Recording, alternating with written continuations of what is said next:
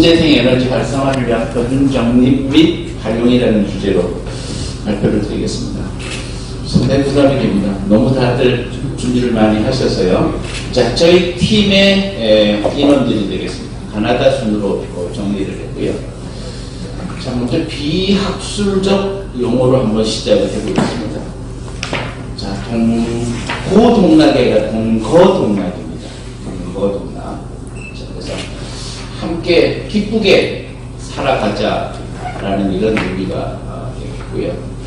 자, 우리 팀은 함께 기쁘게 살아가면서 좋은 일과 힘든 일을 함께 보락을 같이 했습니다. 자, 이와 같이 함께 살아간다라는 이 말은 저는 결국은 우리가 표준하고 관련이 있다라고 생각을 합니다. 자, 그래서 표준하고 관련이 있는데 이 표준 중에서 저희는 신재생 에너지 표준을 오늘 주제로 선택을 하고자 이렇게 합니다. 자, 이 내용들은 우리 팀에서 한 분 한 분들이 다 주신 내용을 제가 정리한 것이고요. 자, 우리 얼마 전에 2018년 9월 6일 얼마 전이죠. 홋카이도에서 이와 같이 지진으로 인해서 모든 전기가 다 끊어지고 결국은 브랙아웃이 됐습니다. 이 브랙아웃의 근원적인 것은 결국은 에너지하고 관련이 있다는 것을 우리가 알 수가 있겠고요. 자, 이와 같이 온 도시가 다 새까맸습니다. 불과 우리 문명인들이 경험할 수 없는 이런 일들이 일어났다라고 볼 수가 있겠고요. 자, 그래서 신재생 에너지의 정의 및 필요성을 한번 좀 살펴보겠습니다. 자, 신재생 에너지 하면 신에너지와 재생에너지의 합성어다라고 보시면 될 것 같고요. 자, 그러면 이 신재생 에너지가 왜 필요할 것이냐라는 거죠. 자, 우리나라는 기존에 어쨌든 원자력을 중심으로 한 에너지였습니다. 메인이었죠. 자, 그런데 대체 에너지가 꼭 필요하다라는 것이고요. 자, 온실가스 감축 목표를 2030년까지 37%를 이루기 위해서는 신재생 에너지의 도입은 필수적이다라고 볼 수가 있을 것 같습니다. 자, 역시 안전한 에너지에 관점이 있지 않나 이런 생각을 해보고요. 자, 신재생 에너지의 특징들입니다. 신에너지는 연료전지, 수소에너지, 폐기물, 석탄가스와 액화 이런 것들을 들 수 있겠고요. 재생에너지는 태양광, 태양열, 바이오, 풍력 이와 같은 것들을 들 수 있겠습니다. 자, 그래서 그 다음에 이제 지열, 수력이라든가 해양 이런 것들이 다 재생에너지가 되겠고요. 저희 팀은 그 중에 태양광과 태양열에 관련된 에너지를 주로 다루고자 했습니다. 자, 그러면 저희는 왜 이 태양에너지를 다루고자 했는가 하는 이유가 되겠습니다. 자, 먼저 신재생 에너지의 설비, 연료, 관련 어떤 이런 것들을 다루는 기업의 대상을 보면 약 한 438개 정도 에너지관리공단의 공식적인 자료가 되겠고요. 매출액은 9조가 넘어갑니다. 고용인원도 상당하다는 것을 알 수가 있습니다. 투자액도 많고요. 자, 이와 같고, 그래서 이와 같이 기업체와 고용인원이 굉장히 많은 이러한 상태가 되겠고요. 결국은 매출액, 투자액 전반적인 것들을 봤을 때 저희가 태양광에 관련된 것은 3위에 해당이 되지만 실제 고용 인원은 1위에 해당될 정도로 아주 하이테크한 이런 산업이다라고 볼 수 있을 것 같습니다. 자, 역시 매출액을 보면 1위가 되겠고요. 투자액을 봐도 역시 지금 현 대세다라는 것들을 알 수 있을 것 같습니다. 자, 이와 같은 것들을 중심으로 해서 자, 우리나라 같은 경우는 앞으로의 목표가 지금 현재 4.9% 정도 있지만 2030년에는 약 한 11% 정도를 지금 현재 목표로 이렇게 하고 있고요. 이와 같은 에너지 전망, 각국의 세계 각국의 이 신재생 에너지에 대한 수요 전망을 보면 태양광이 역시 태양광, 태양열이 아주 높은 수치를 정하고 있다라는 것들을 알 수 있을 것 같습니다. 자, 이게 이제 바로 태양광 발전 패널들이 되겠는데요. 자, 우리 태양광 발전에 대해서는 많은 오해가 있습니다. 그래서 오해와 진실이라는 내용을 좀 한번 살펴보면요. 자, 재생에너지 3020 정책이 산업통상자원부에서 발표가 됐습니다. 자, 발표가 되고 나서 태양광 발전을 두고 각계각층에서 굉장히 많은 비난이 있었다는 거죠. 자, 이 비난의 화살이 결국은 오해로 돌아오게 되겠고요. 이 대표적인 오해의 사례들을 보면 태양광 발전은 비트코인처럼 빗장치로 마감할 거다라는 거고요. 멀쩡한 부지를 망치는 환경 파괴 주범이다. 또한 온 국토를 태양광 폐기물로 가득 차게 할 것이다.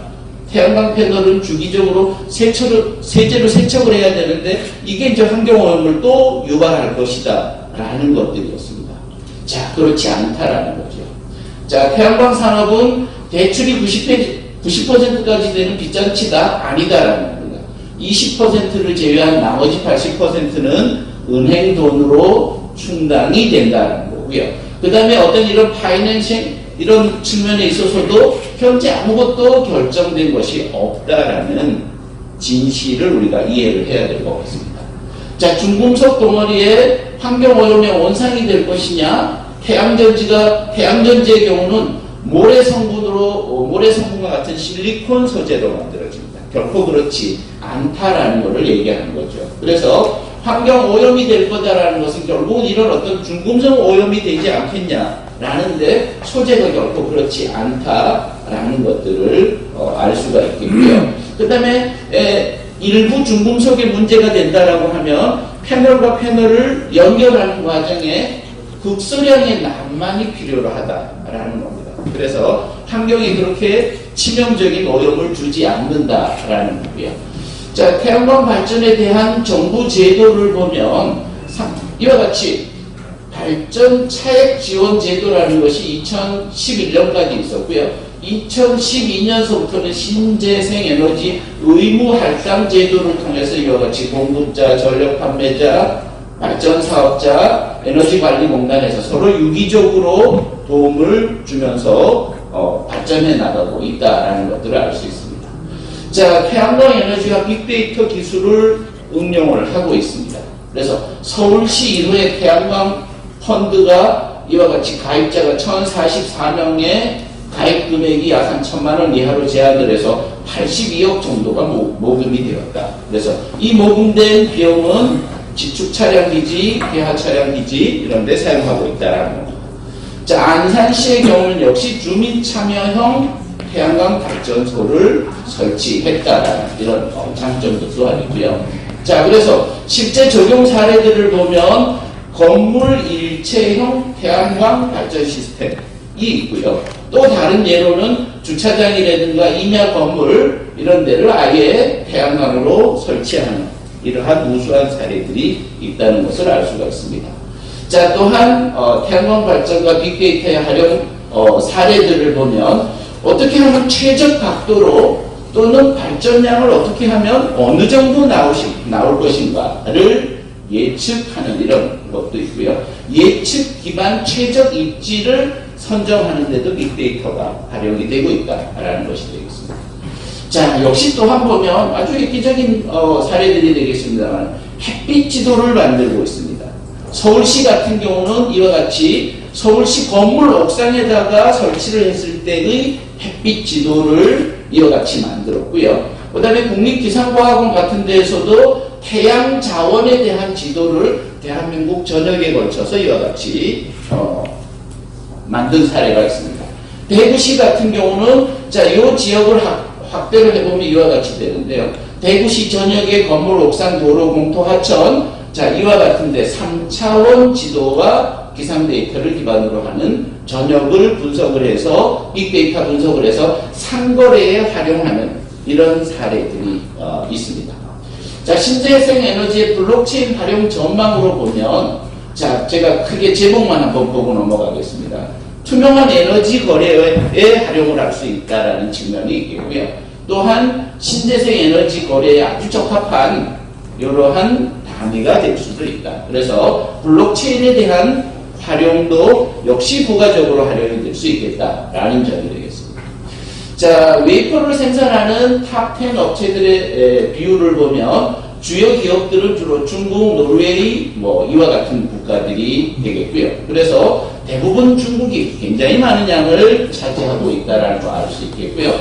우리나라에서 보면 신재생 에너지의 3020 정책 협의회를 통해서 이행 계획을 발전시키고 있습니다. 그래서 궁극적인 보급 목표는 비중이 한 20% 정도가 되도록 하겠다라는 것이 되겠고요. 자, 그래서 주로 보면 태양광 풍력을 가지고 약 한 95% 정도로 하겠다라는 계획이 되겠고요. 자, 그래서 의식 조사를 한번 해봤습니다. 우리나라 국민 67.9%가 태양력 비중을 늘려야 될 것이다 라는 이런 것이 되겠고요. 그 다음에 이제 마지막으로 저희 팀에서 자, 그러면 정책 제안을 좀 한번 해보자 라는 의견이 있었고요. 자, 정책 제안을 하기 전에 12월 17일에 투데이 에너지의 기사를 한번 보게 되면요. 해줌이라는, 자, 이렇게 해서 아파트 태양광 서울시 최대 용량. 이게 회사가 되겠습니다. 그래서 태양광 발전소비를 임대해주는 이런 곳이 되겠고요. 이곳에서 전반적으로 태양광을 발전시켜서 사업을 하는 것이 되겠고요. 그래서 궁극적으로는 신재생 에너지 원자력 석유가 경쟁 관계가 아닌 보완 관계이다. 그래서 에너지의 어떤 균형 있는 조정이 필요할 수가 있겠다라는 제안을 좀 하고자 하고요. 신재생 에너지가 성공적인 에너지 전환의 열쇠로서 향후 거스를 수 없는 시대적 조류가 될 것이다. 라는 것이 되겠고요. 자, 그래서 이와 같이 표준이 되기 위해서는 기술 표준화가 이루어져야 되겠고, 입지 선정에 대한 표준화가 이루어져야 되겠고, 환경 영향 평가들을 위한 업무 표준화가 이루어져야지 되겠다라는 것이 되겠습니다. 자, 그래서 이건 제가 하나 선전하고자 하는 것은 아니고요. 하나에서 이와 같이 해피 선샤인 캠페인을 벌이고 있고요. 아주 우수한 이런 태양광 발전 사례다라고 볼 수가 있을 것 같습니다. 자, 저희 팀에서 각자 맡은 역할들이었습니다. 이와 같은 역할들을 자료를 찾아서 주셨고요. 저는 그냥 동거동락 역할만 했습니다. 자, 마지막으로 저희 팀에서 이와 같은 창조적 데이터는 아니고요. 있는 내용들을 신재생 에너지를 이해할 수 있도록 돕기 위해서 보고서를 만들었습니다. 좋게 말하면 책자가 될 수 있겠고요. 제가 오늘 이거 인쇄해갖고서 한부 다 오늘 이 자리에서 좀 돌릴까 했는데 마지막 편집을 다 못했습니다.